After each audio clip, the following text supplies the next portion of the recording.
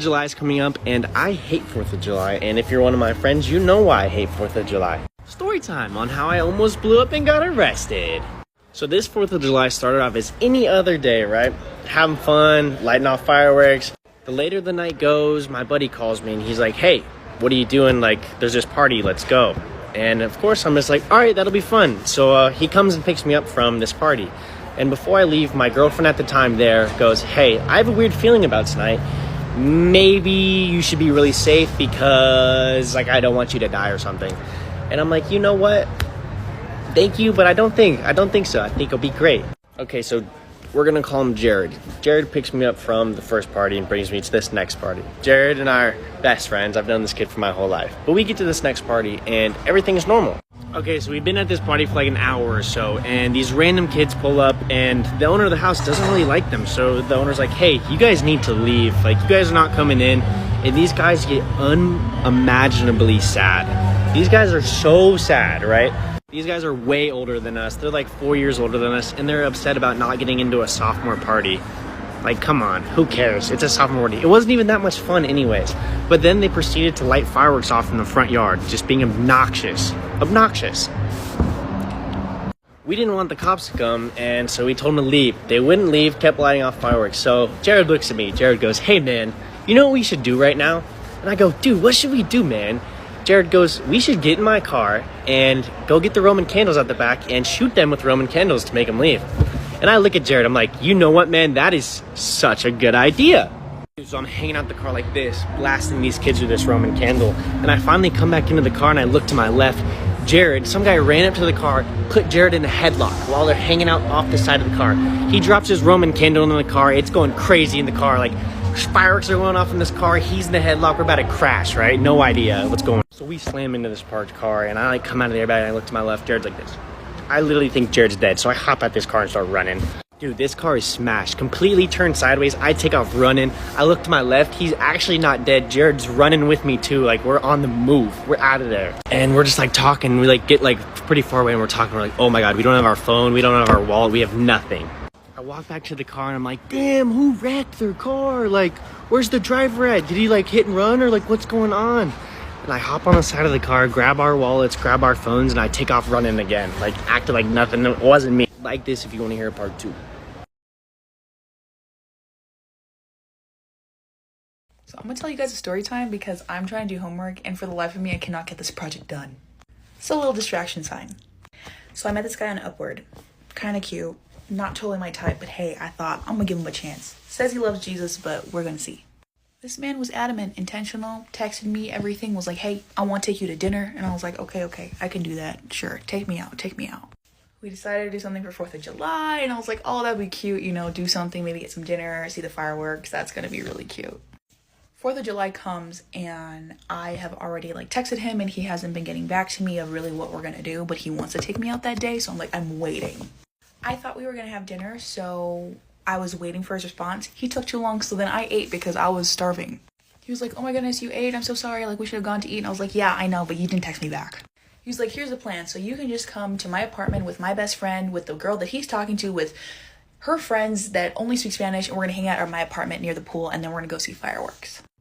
I was like, what? Why are we hanging out with them? He's like, I wanted to hang out with my best friend and the girl that I'm talking to on the same day. I was like, for the first date though? Really? So your girl almost bailed. Like, I was literally gonna be out. I was like, I don't want to be there with all these people who I don't know, who are speaking Spanish. The guy, like, his best friend doesn't even know Spanish, and he doesn't know Spanish. I do, but I'm not there to be on a date with all these other people.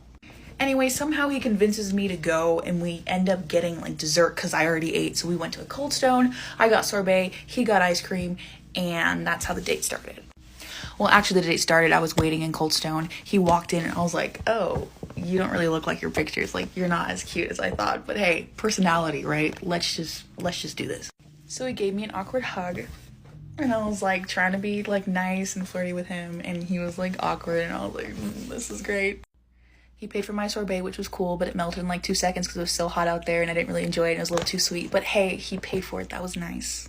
We proceed to sit on a bench outside. We have some very lackluster conversation, not really flowing, no chemistry, everything. It was just kind of like, it wasn't really working really great. I say, okay, now what's the plan since we finished our ice cream or whatever? And I was like, it's getting awkward. He was like, oh, I don't know. And I was like, come on, man, with a plan. What are we doing? Already bad first impression with that, not knowing what you're doing. He said that we're gonna go see fireworks with his friends, and I was like, okay, cool, that's fine. He's like, yeah, I need to buy some things first at the store, like some, drinks, some food, some snacks or whatever, so that we can have it there. And I was like, okay, yeah, makes sense. So he was like, hey, go meet me at the Target right there. It was like 2 seconds away by driving, and we'll go in and get stuff. We both drove in separate cars, and so we drove over there, and I like go into the Target. I'm there first, and I'm like trying to call my mom saying, hey, I want to get out of the state. I don't want to be here.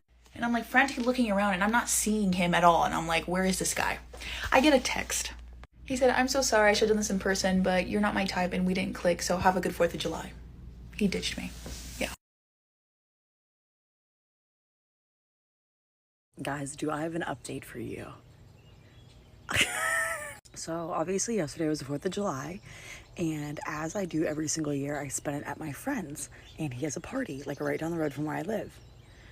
And I'm at this party hanging out with my friends, as I always do, okay? And this man that I have never in my life seen walks in. And I want you to know that at these parties, I know everybody. Like, everybody knows everybody. And there's a lot of people there, but, like, everyone's, like, married, has kids, basically, or they're coupled up in some way. So he comes rolling in, and I'm like, to my friends, I'm like, making sure the window is not open. I don't want Dad to hear this. So I'm like talking to my friends, and I see this man walk in, and I said to my one friend, who it's like her house actually, like it was my friend's sister, and I'm like, who is that? And she was like, I don't know, but he's cute. And I was like, yeah, he is. And I was like, we have to figure this out. We need to make sure he's single. He comes in though, and I want you guys to know, I know his sister. I know his in-law.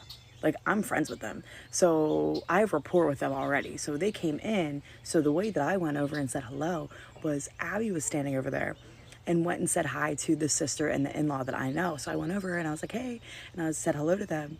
And then I looked at him and I said, hi. I said, who's this? To, I think his sister, I think. And she was like, oh, that's my brother. And I was like, oh, cool. So I started talking to him. I'm like, hey, hello. Me and this man, like when I tell you that me and this man didn't stop talking that entire day, I was there since noon. He probably got there an hour later, 1 o'clock. I talked to this man all day long until like 11 p.m. I'm like dead ass. I don't know what's going on. I don't know what's going on at all. But me and him got along extremely well. Got to know each other extremely well. Pretty obsessed with each other, not gonna lie. So I just have to give you guys the date update because I was not expecting to find a potential pursuit in my hometown. And he doesn't live in my hometown. So like we've talked about all the things, and I'm gonna be honest with you guys. I road trip back next, like Thursday. I think he's gonna road trip back to Austin with me. I think he's just gonna come do the drive, come to Austin, and then fly out and go back home at some point. But not only did we meet at the exact same place that Abby and her husband met, by the way, which me and Abby were just texting about. I was like, that's actually so weird that you met at the same place 10 years ago. But we met with all my friends. All my friends met him. We have references. You know what I mean? Like, he knows all my references. He met them all. And I know all his references. I met them all. You know what I'm saying? It's very, very, very strange, this dynamic. But I had to give you guys the tea.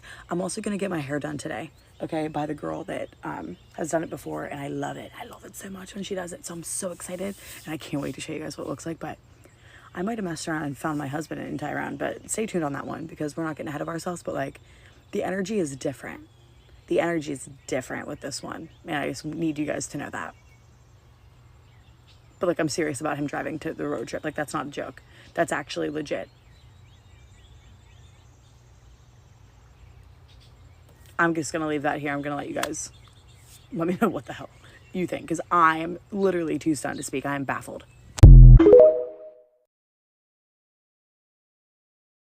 It's the 4th of July. My son and I are walking around town. Because this is a painfully small town, everybody is out all the time. Because the 4th of July is basically the Met Gala for Old Navy families. And you know what? I saw the Bagel Man.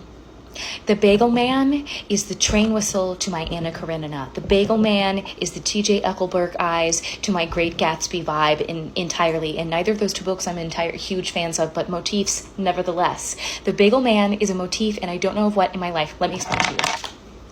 5 years ago, I moved to this very small town. I'm married at the time. I'm about to start graduate school, and our money is nowhere to be found, and job prospects are nil. So I get a job at a coffee shop, trying to scrape by whatever I can.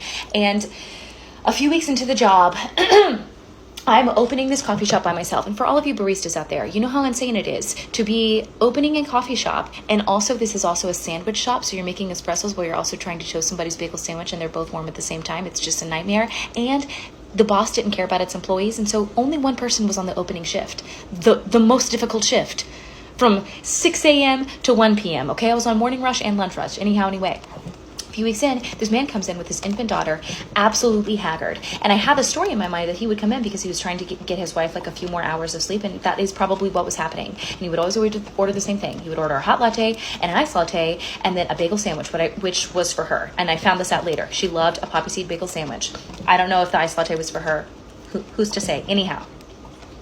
But we were cursed, the Bagel Man and I, because every single time he came in, he would always come in when there was like a 20-person line at the door, and I'm not even joking to you, a little bit. He would order the bagel that wasn't in the case, or I would perpetually mess up his order, and I don't know why, because it was a fairly easy order, but it was just a curse. And one of the last times that I was working there, right before the place got flooded, and before I went on to do other graduate school things, he came in and he was like extra tired that day, and his infant daughter was screaming, and the bags under his eyes were so familiar, and I came to know them in a few months after I had my son. And he ordered a poppy seed bagel. It was the last bagel in the case. And I dropped the bagel on the ground. I'm sorry. My hands were slippery. I don't know what to say. And he saw it happened. I looked over to him. He looked at me. He nodded. I nodded. He looked at the bag, and he nodded to the bag, and I just put the bagel in the bag, and then he left. Ever since then, I have seen the Bagel Man around town at the weirdest parts of my life. And I don't even, there's such weird specific parts of my life, I don't even know what it means.